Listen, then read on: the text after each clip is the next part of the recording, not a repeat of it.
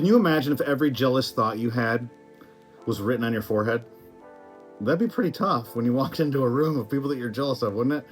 If every time that you said something, it showed up on your skin somewhere. That's exactly what happened to Miriam, Moses' sister in the Bible.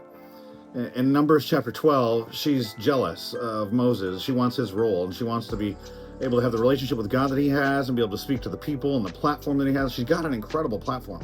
And it starts off in verses 1 and 2 that she's complaining about his wife. But that's not really what she's upset about. She's upset about his position. We see that in verse 2. But then in verses 9 and 10, look at what God does as far as the consequences of her discontentment. And read that in light of the fact that in America, we know that we're living in a time of a contentment crisis. On the World Happiness Report 2025, we've dropped all the way to 24th. It's the lowest we've ever been in the history of the report.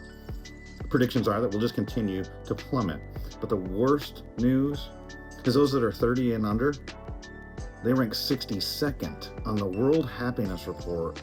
They're some of the least happy people in the world, and they're constantly comparing themselves to other people on social media. Listen to what the Bible says to Miriam, who was doing that with her brother Moses. In Numbers chapter 12, verse 9, it says, "The anger of the Lord burned against them." That's Miriam and the one that she was complaining to, Aaron, her other brother, against them. "And he left them. When the cloud lifted above the tent, Miriam's skin was leprous. It became white as snow. Aaron turned toward her and saw that she had a defiling skin disease." See, in Israel, this wasn't just a disease. It wasn't just, oh, you have leprosy, like we might get the flu or a skin disease, whatever, psoriasis or some issue that we might have. No. This was a social issue. You couldn't be inside the camp. You were cut off from your people. What leprosy meant is that you were being destroyed from the inside out, and it was going to cost you relationships. In the New Testament, you'll see people that Jesus heals, sometimes lepers, and what they're supposed to do is they come through a crowd, is they're supposed to yell, "Leprosy, leprosy," and it notifies everybody else, "I'm contaminated." Can you imagine if our discontentment did that to us? It was a visible judgment? Well, think about this. Pride, envy, lust, jealousy, most of the time, those are invisible sins. We can hide them pretty well. But God took in Miriam's life something that was internal, invisible for most people, and made it visible, like a billboard. Because of what was going on inside of her, she expresses, and God doesn't just brush it off and go, "Oh, it's no big deal, everybody gets upset." No, it's not a small issue, and he knows that it'll spread through the camp like leprosy. And here's the reality, envy does that to us. It's contagious. There's other layers to this. That's why God had to be so severe in the way that he dealt with it in Miriam's life, because it'll spread. It's like God saying, this isn't just a private issue. If you let it grow, it'll infect everybody else too. And here's the warning for us.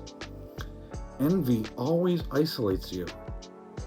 You might not have a billboard that says, "I want your car, I want your vacation, I wish I had your body, I wish whatever, I wish I had that," whatever the thing is in somebody else's life that we covet after.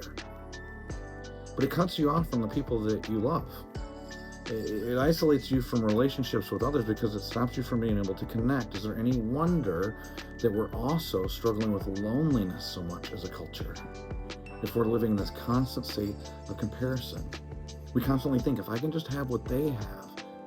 And that's what covetousness, what discontentment promises us. But what it delivers is bitterness, isolation, exile. That's the price of envy. But it doesn't stop there. It's not just that there's a cost with discontentment. There's a cure.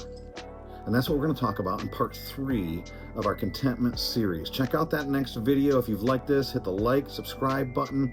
Make sure you subscribe, share this with other people. And until then, live unshakable and on mission for God.